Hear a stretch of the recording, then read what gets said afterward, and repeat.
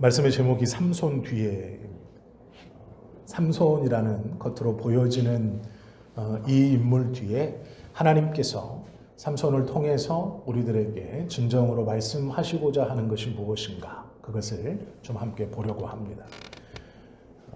계속 말씀드리지만 성경에 삼손처럼 하나님의 영이 직접 강하게 또 급하게 임하였다라고 하는 사람은 몇 되지 않습니다. 정확히 말하면 삼손밖에는 없습니다. 사사기 13장 25절에 보면 소라와 에스다올 사이 마하나단에서 여호와의 영이 그를 움직이기 시작하였더라, 이렇게 말씀합니다. 하나님의 영이 친히 삼손을 주장하셨다라고 기록하고 있습니다.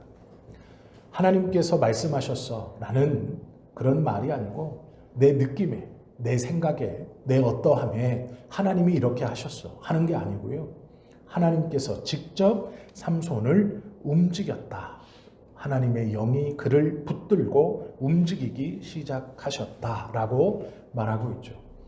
이 정도 되면 하나님께서 삼손에게 기대하시는 바가 얼마나 큰 것인지 알 수 있죠. 또 삼손의 능력이 얼마만큼 대단한 것일까에 대한 기대를 하게 됩니다. 삼손은 이스라엘 백성들을 통틀어 가장 큰 능력을 받았던 사람입니다. 또 하나님께서 그 능력을 주신 만큼 삼손에게 기대했던 삶의 모습을 크게 가지고 있었던 사람입니다.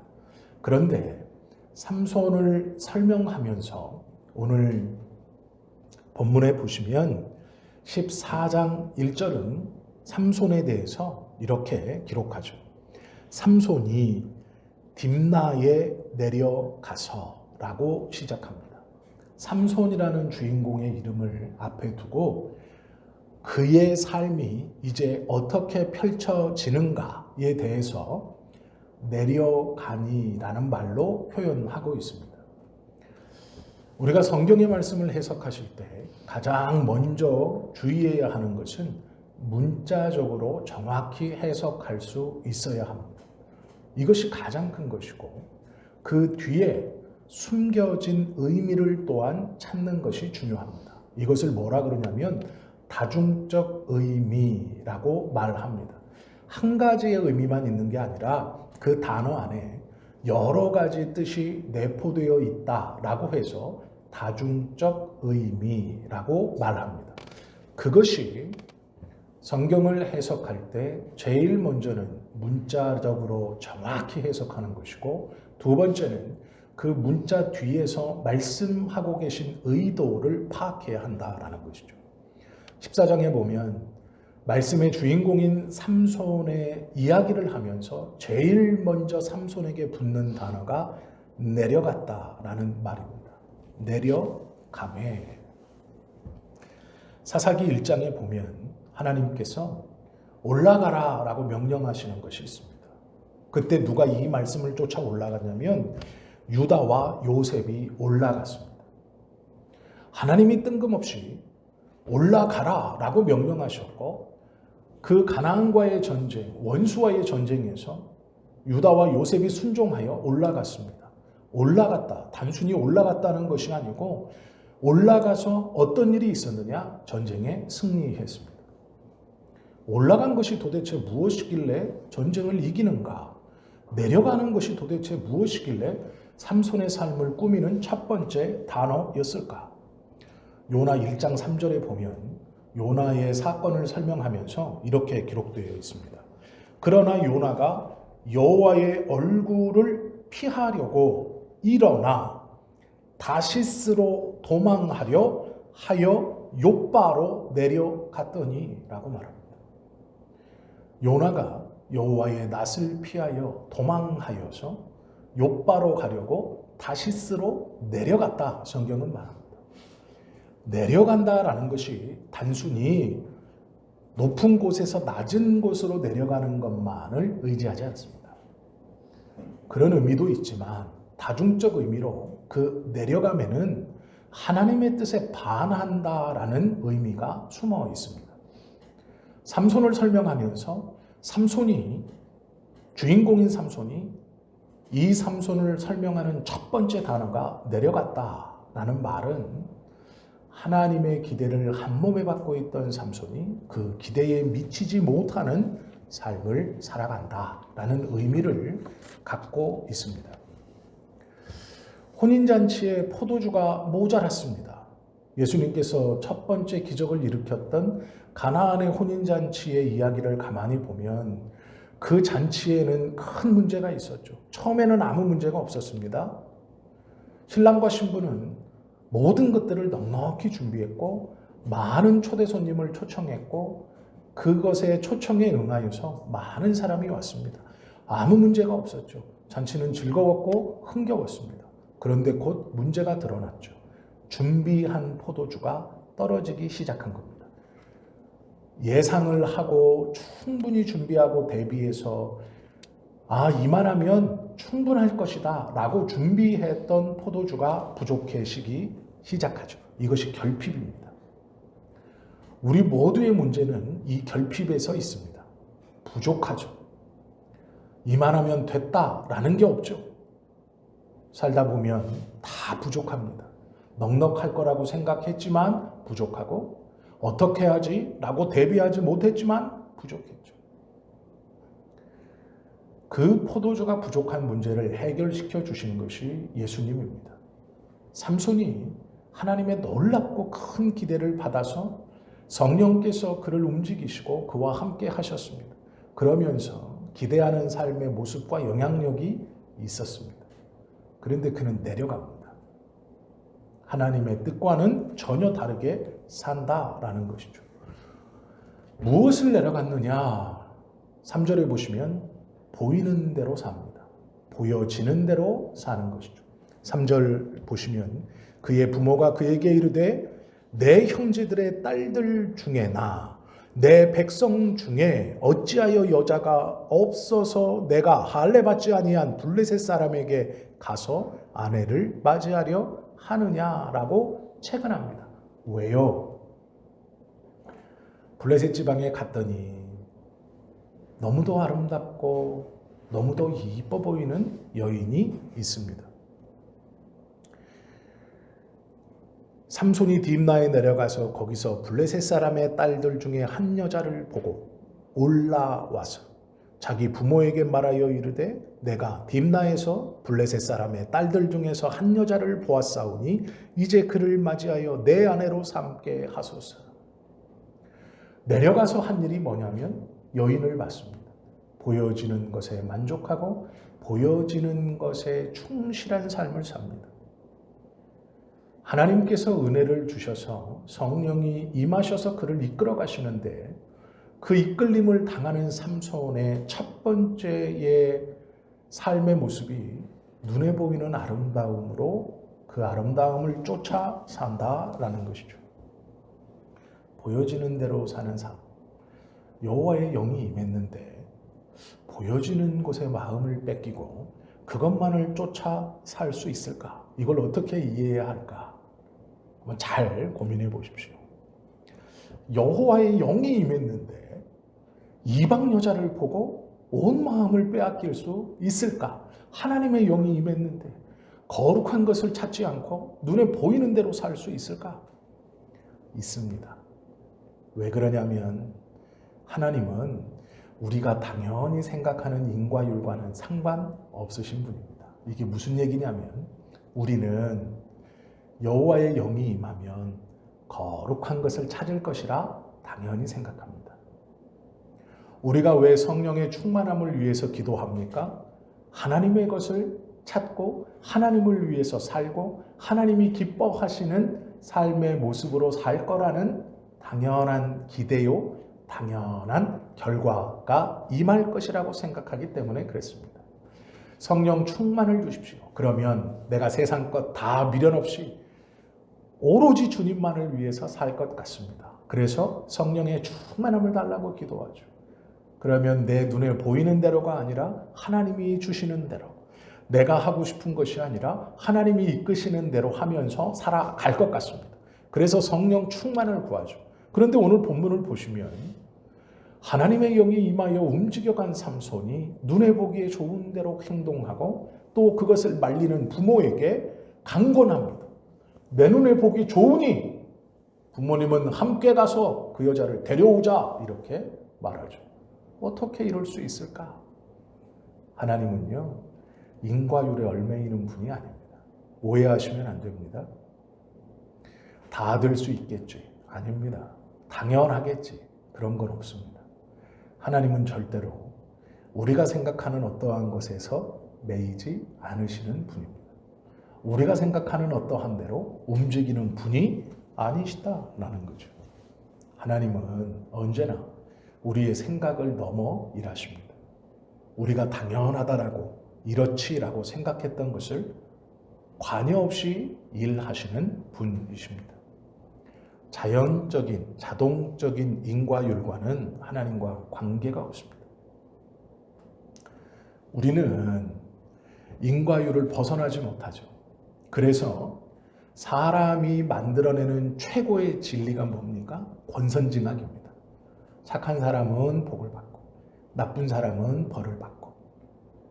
그런데 하나님은 이 권선징악과는 상관이 없습니다. 물론 인과율대로 이루어 나아가시기도 합니다.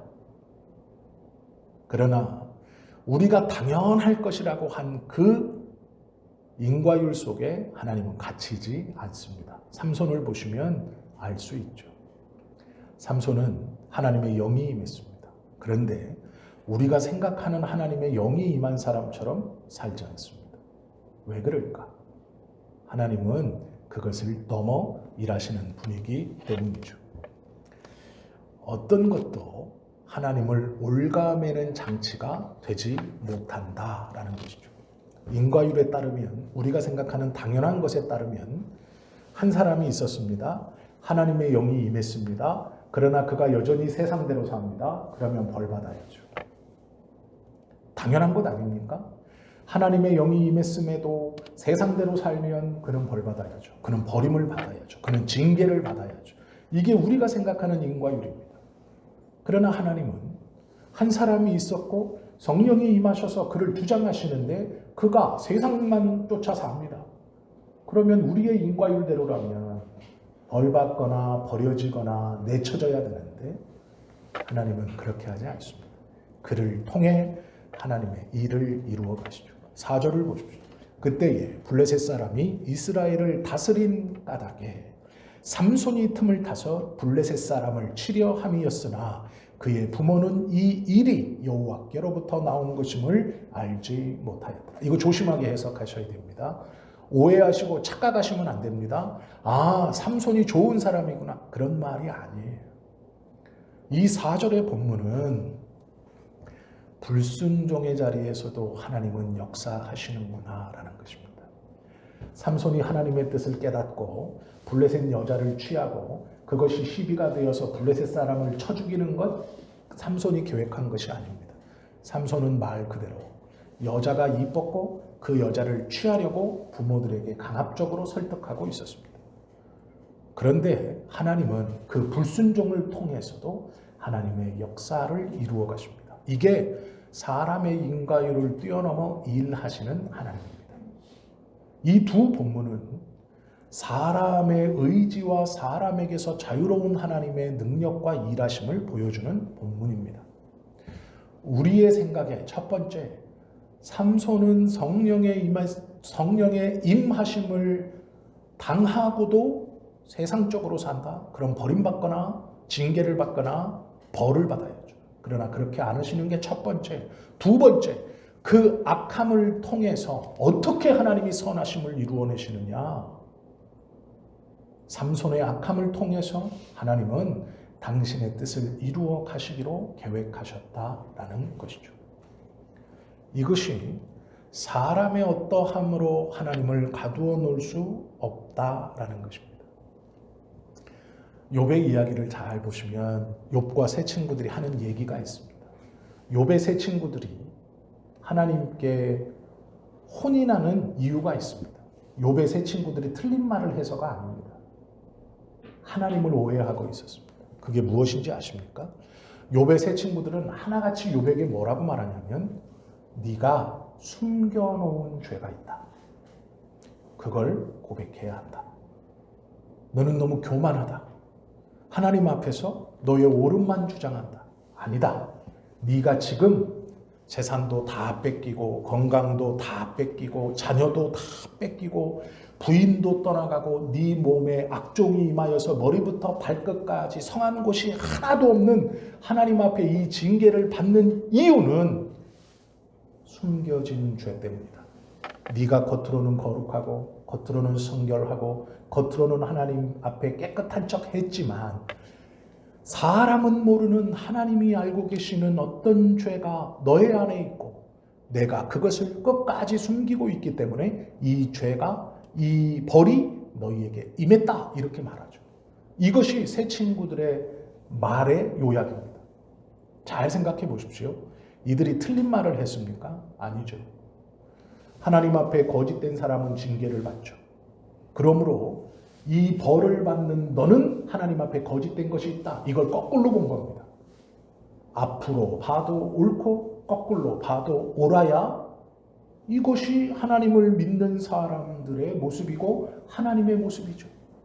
그래서 욥의 세 친구들은 이 인과율에 따라 사람이 생각하는 변치 않는 진리적인 법칙 이것에 따라서 거룩하신 하나님, 숨겨진 죄, 그러므로 벌 이렇게 말하는 겁니다. 틀린 말입니까? 맞는 말이죠. 그런데 하나님께서 나타나셔서 이 세 친구들을 꾸짖습니다. 왜요?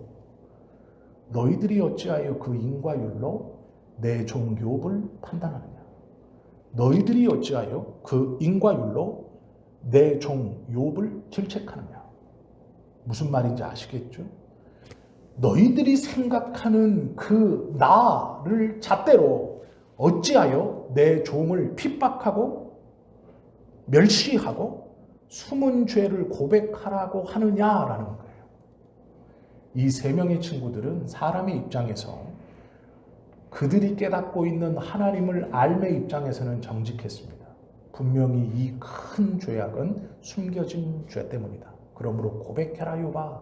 그래야 용서받을 수 있다. 틀린 말은 아닙니다.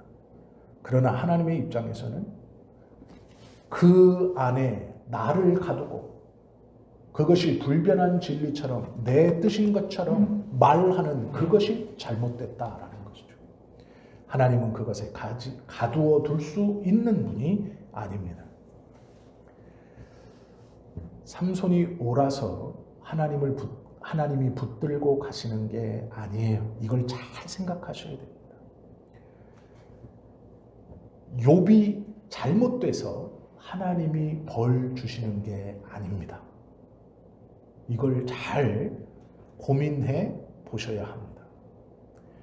나는 하나님 앞에 잘못한 게 없는데 내 인생은 왜 이렇습니까? 잘 고민하십시오. 먼저는 정말로 잘못된 게 없는지, 두 번째는 정말로 잘못된 게 없을 수도 있다라는 것이죠. 나의 이 슬픔과 아픔과 고통이 죄 때문이다. 하나님은 그렇게만 말씀하지 않아요. 반대로 너의 그 형통과 잘됨이 나에 대한 너의 믿음 때문이다. 그것도 아니에요. 그렇게 생각해 보실 만한 것은 아닙니다. 욥기를요 지혜서라고 합니다. 왜 지혜서라고 할까요? 고난이 무엇인가에 대한 지혜를 얻게 하기 때문에 욥기를 지혜서라고 부릅니다. 고난은 하나님 앞에 숨겨진 죄 때문만에 당하는 것은 아닙니다. 반대로 죄 때문에 당하는 것일 수도 있습니다. 이것이 성경에서 우리에게 가르쳐 주시는 어려움이지만 우리가 깨달아야 하는 신비입니다. 그래서 고난은 신비예요. 우리가 다 알지 못하는 것입니다. 왜 당할까? 우리가 오전에 보았던 사무엘을 잘 보십시오. 사무엘은 성자입니다. 그렇게 불러도 부족하지 않아요. 성자처럼 삽니다. 그런데 문제는요, 성경을 조금만 더 읽어보시면 사무엘의 아들들은 사무엘처럼 안 삽니다. 이게 가슴 아픈 얘기예요. 이게 가슴을 칠 일입니다.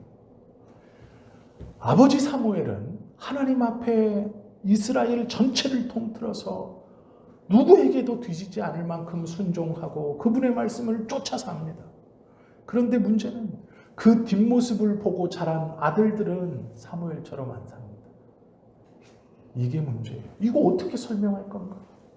내가 하나님 앞에 충성하고 하나님 앞에 기도하고 하나님 앞에 어떻게든 옳게 살려고 몸부림쳤는데 내 자녀들은 하나님을 섬기지도 않고 나의 모습이 거짓인 것처럼 아빠의 신앙이 엄마의 신앙이 잘못된 것처럼 이야기합니다. 어떻게 받아들이실 거예요? 내가 진짜 위선이었나? 아닌데 나는 하나님 앞에 몸부림치며 살고 그래도 기도하며 살려고 했고 하나님의 뜻에 순종하며 살려고 했는데 내 자녀들은 그렇지 않아요. 사무엘 똑같습니다. 하나님의 말씀을 통해서 이스라엘을 변화시키고 이스라엘을 하나님 앞에 돌아오게 했는데 그 사무엘의 친자식들은 하나님을 섬기지 않아요. 이거 어떻게 설명해야 돼요? 어떻게 받아들여야 됩니까?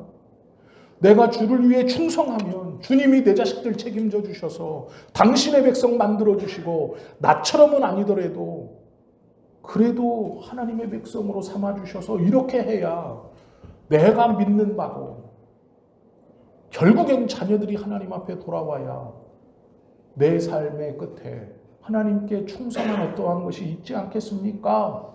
라고 우리는 기대하고 생각할 수 있죠. 그러나 사무엘의 자녀는 그렇지 않아요. 그럼 사무엘의 삶이 위선이었습니까? 뭔가 숨겨놓은 죄가 있으니까 자녀들이 저렇게 됐지. 아닙니다. 이걸 어떻게 설명할까요? 설명이 안 됩니다.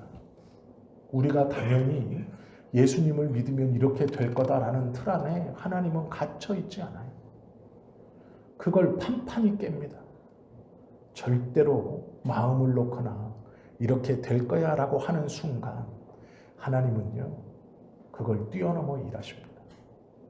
하나님을 알 수 있다고 판단할 수 있다고 재단할 수 있다고 착각하시면 안 됩니다. 하나님은 우리의 생각을 뛰어넘는 분이에요. 우리가 당연하게 느끼는 것을 뛰어넘어 일하시는 분이에요.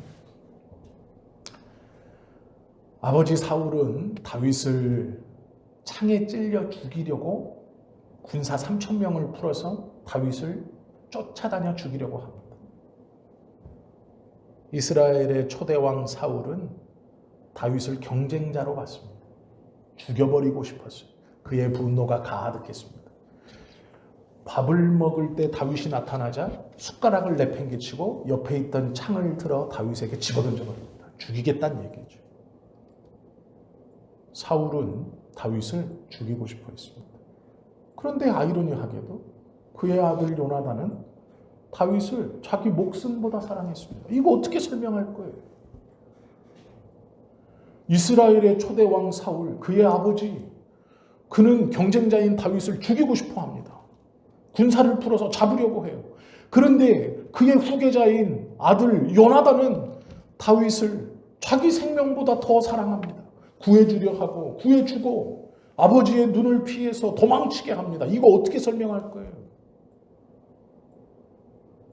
우리의 생각으로 하나님의 역사를 재단할 수 없고 하나님이 끌어가는 삶을 우리의 생각으로 마음 놓을 수 없다라는 것이죠.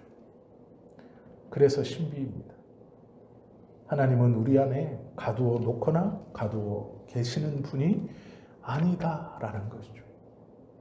그런데 반대로 이러기에 우리에게 소망이 있는 겁니다.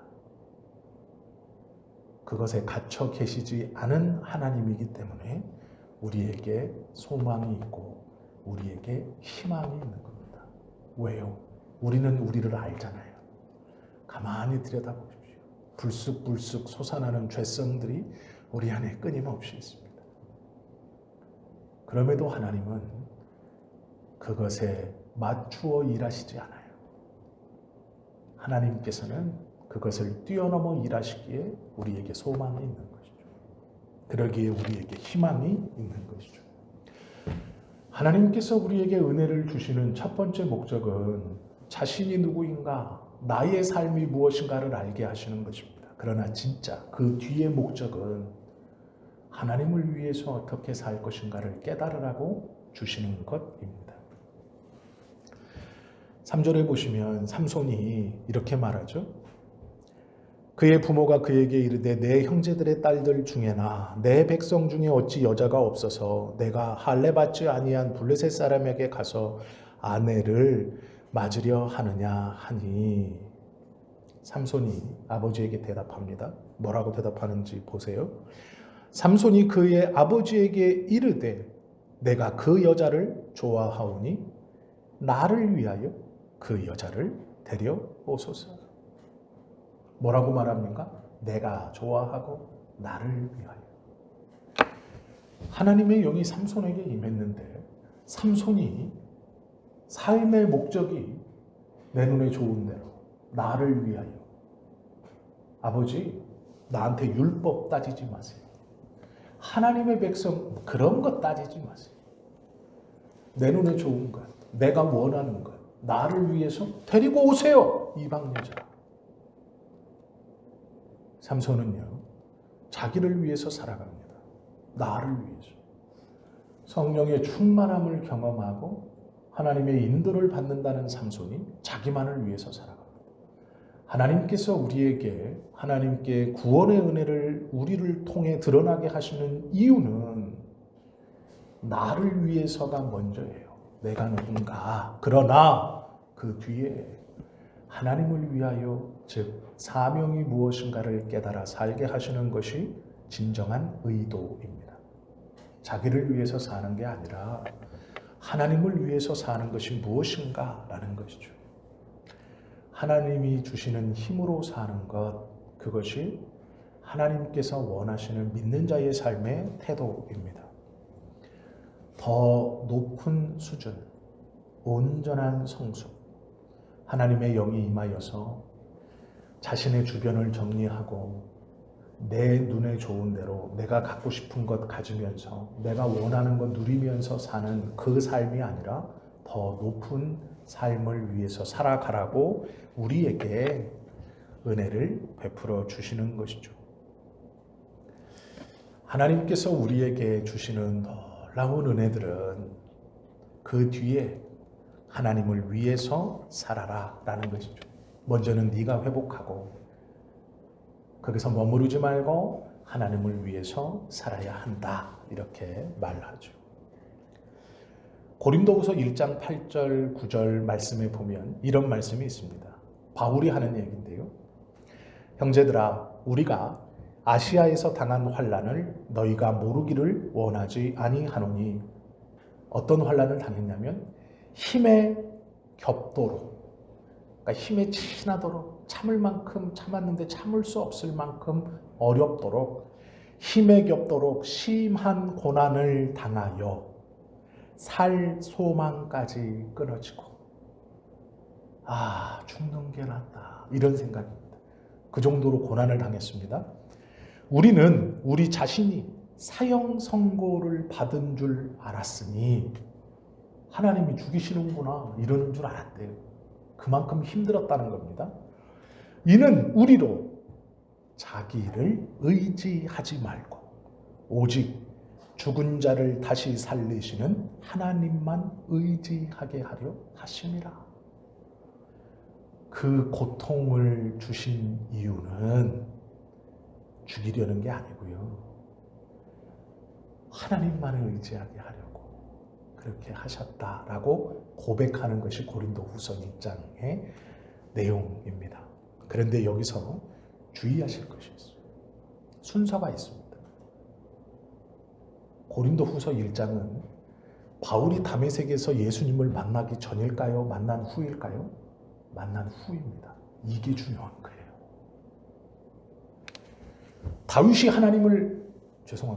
바울이 하나님을 핍박할 때는 핍박자니까 하나님이 이렇게 징계하시는 게 옳죠. 그러면 다메섹에서 그리스도를 만나고 하나님을 위해서 헌신된 삶을 살기로 작정했습니다.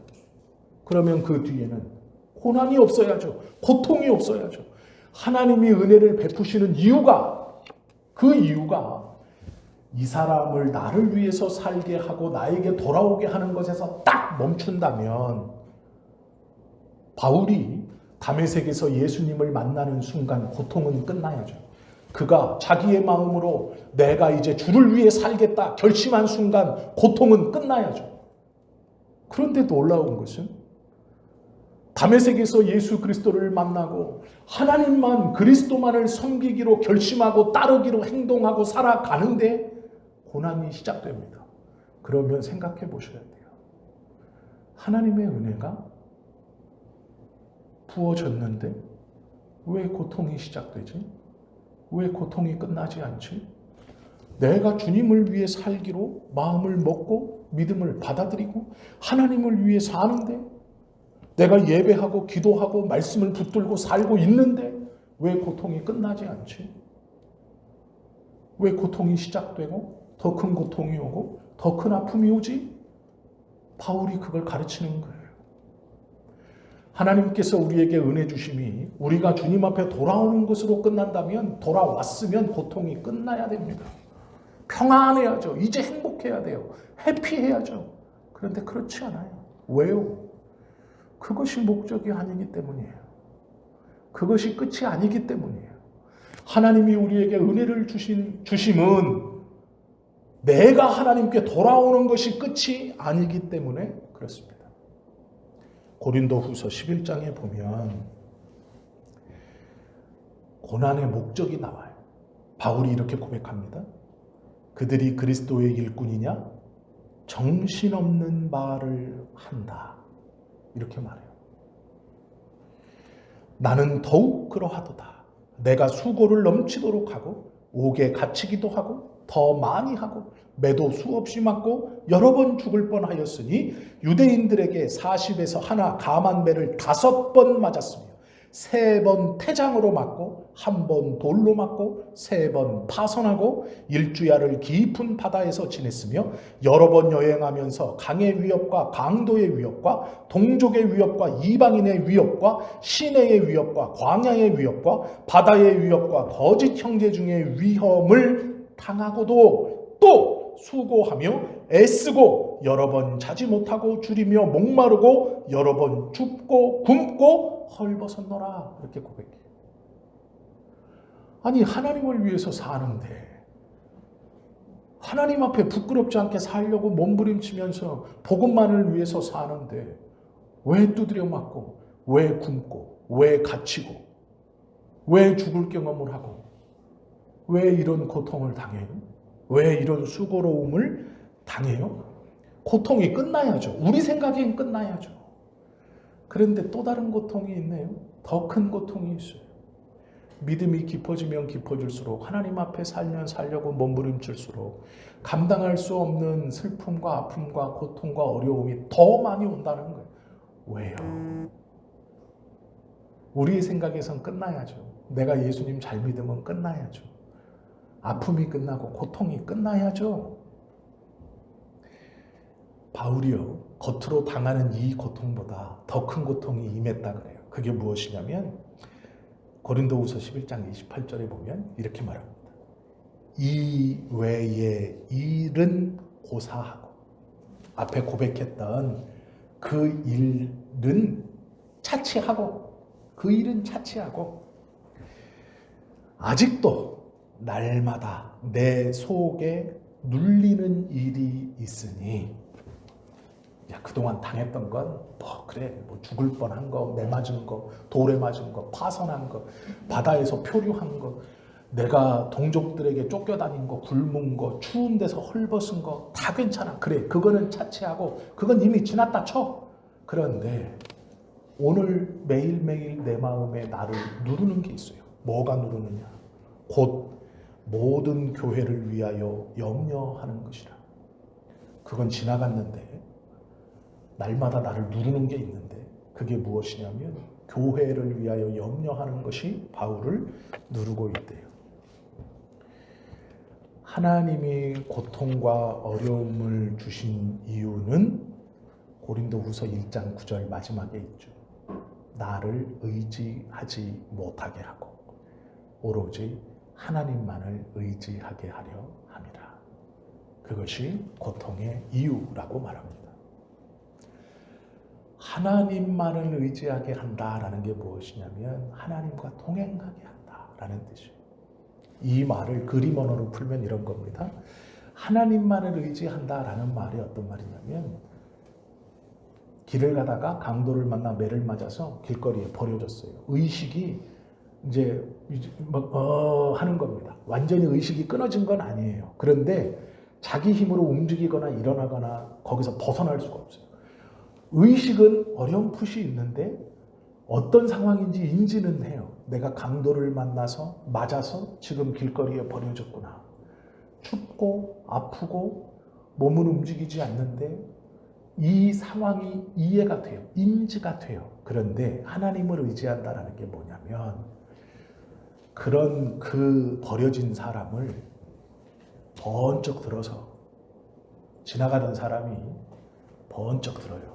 그러면 이 맞고 버려진 사람이 누군가 나를 만지는 걸 알아요. 나를 든다는 걸 알아요. 그런데 들기 좋게 움직여주거나 고맙습니다 하거나 어디로 데려다 주세요. 그럴 거는 그렇게는 못하는 거예요. 그냥 고통과 신음 속에 덜덜덜덜 하고 있는 거예요. 그런데 느낌은 와요. 누군가 나를 들었구나. 어디론가 가는구나. 그런데 알아요. 나를 고쳐주러 가는구나. 이게 의지하려 함이라의 그림 언어예요. 뜻이에요. 두드려 맞아서 정신없이 버려진 나를 누군가가 들고 회복하려고 살려주려고 가고 있는 거예요. 이게 의지예요. 그러면 이게 막말로 해서 의지입니까? 자기는 가만히 있고 덜덜덜덜 떠는고 있을 뿐이고 상대방이 100% 하는 거예요. 들어주고 옮겨주고 고쳐주고 상대방이 하는 거예요. 의지한다고 하니까 하나님이 있고 내가 이렇게 기대가지고 쩔뚝거리면서 같이 걸어간다고 생각하시면 안 돼요. 그렇게 생각할까 봐 옹팍 죽이시는 거예요. 사형 선고 받은 줄 알았어. 내가 죽을 뻔했어. 살 소망이 끊어졌어. 왜요? 옴짝달싹 꼼짝달싹 못하는 거예요. 의지한다는 건 하나님이 온전히 100% 일하시고 하나님이 온전히 100% 옮겨주시는 거예요. 그걸 내가 느낌만 갖고 있는 거예요. 아, 누군가 나를 옮겨가는구나. 살려주려고 하는구나. 그런데 그 누군가가 하나님이구나만 의지하는 거예요. 그것만 인지하는 거예요. 이게 의지입니다. 그렇게 하려고 고통을 주신다는 거예요. 그러면 잘 생각해 보세요. 하나님을 의지하는 삶에 내가 할 수 있는 게 있다 없다? 없다고 얘기하는 겁니다. 내가 하나님을 도와서 이 일을 하지 그거 없다는 겁니다. 성령이 나에게 힘주시면 내가 이것도 하고 저것도 하고 못한다는 거예요. 의지는 그런 게 아니라는 거예요. 내가 할 수 있는 건 아무것도 없어요. 그저 느끼는 거예요. 아, 그분이구나.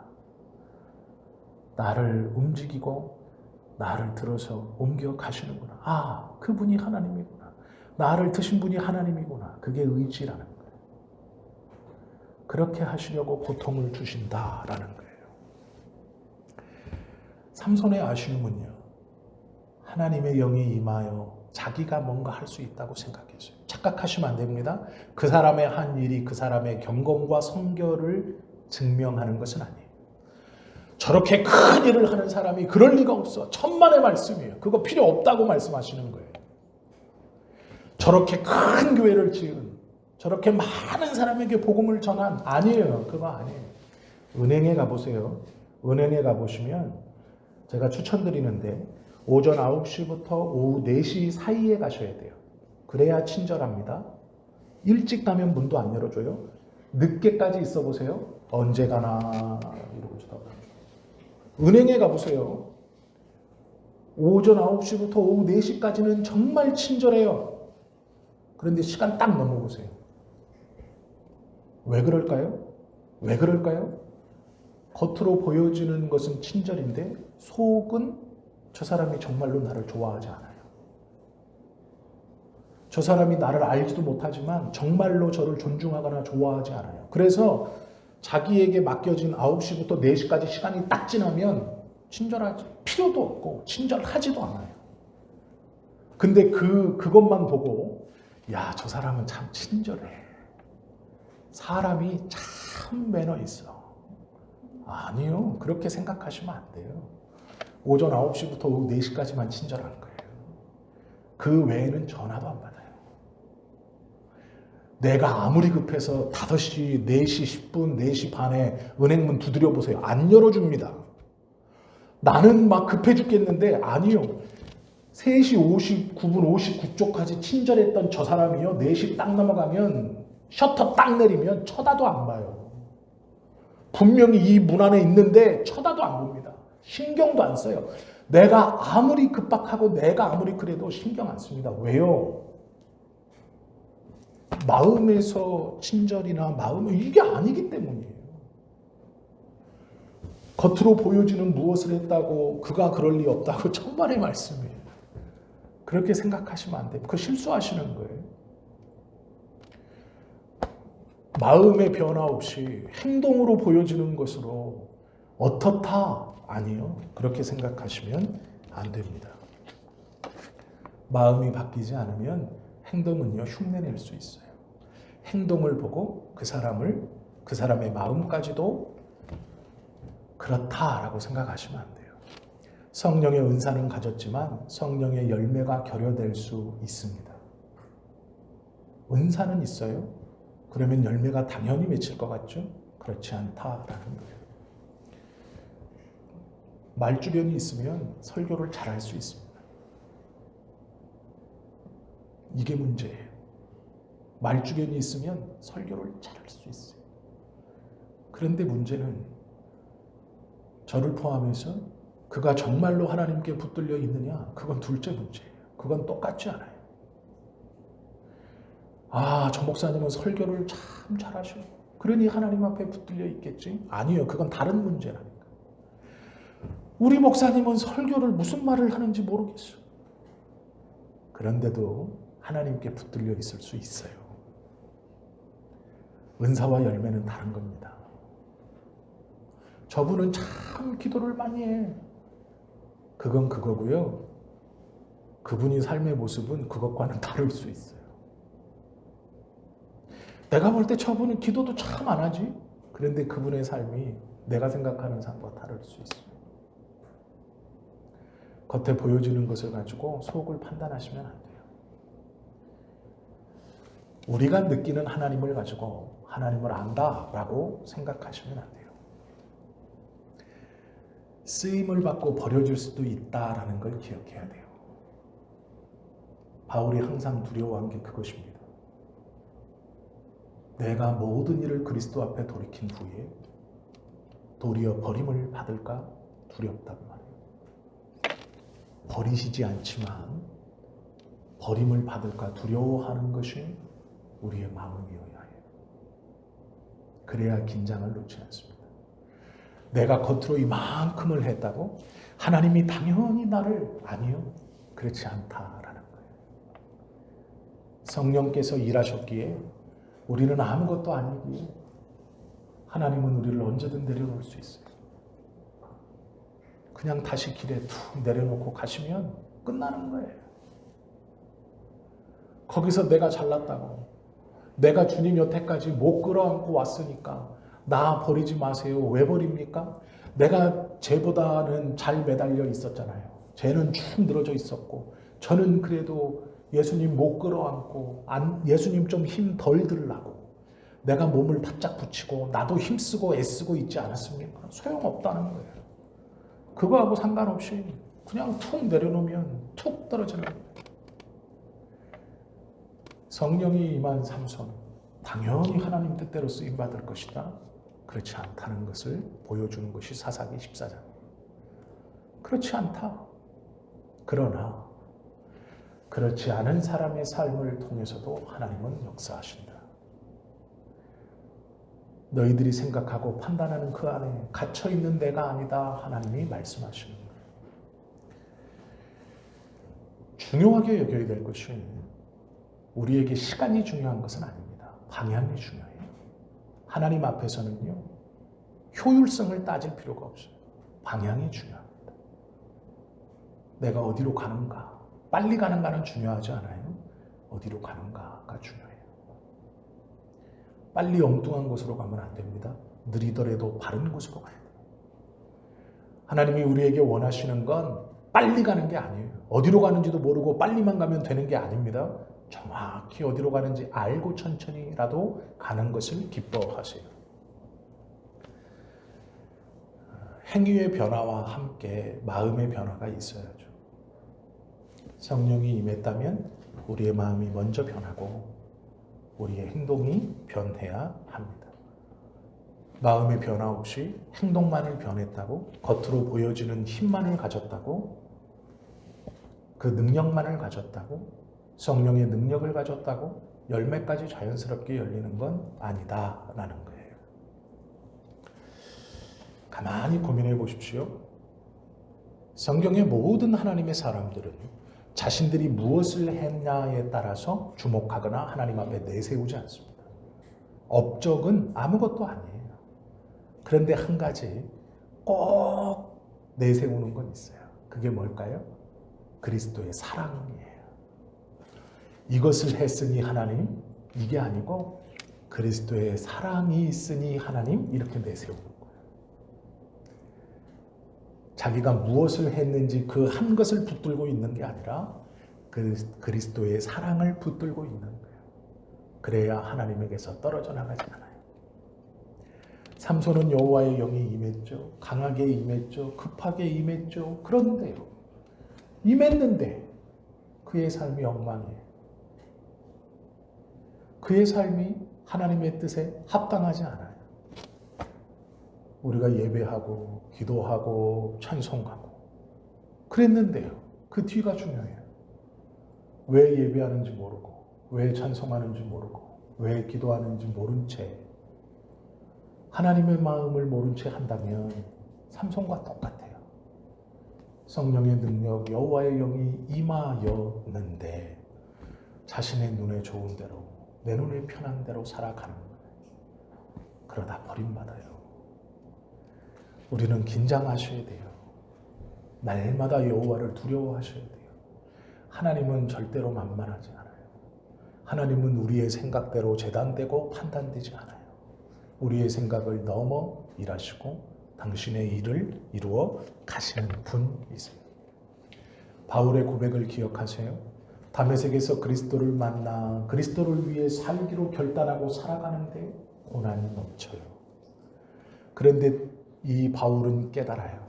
그 이유는 오직 하나님만을 의지하게 하려 합니다.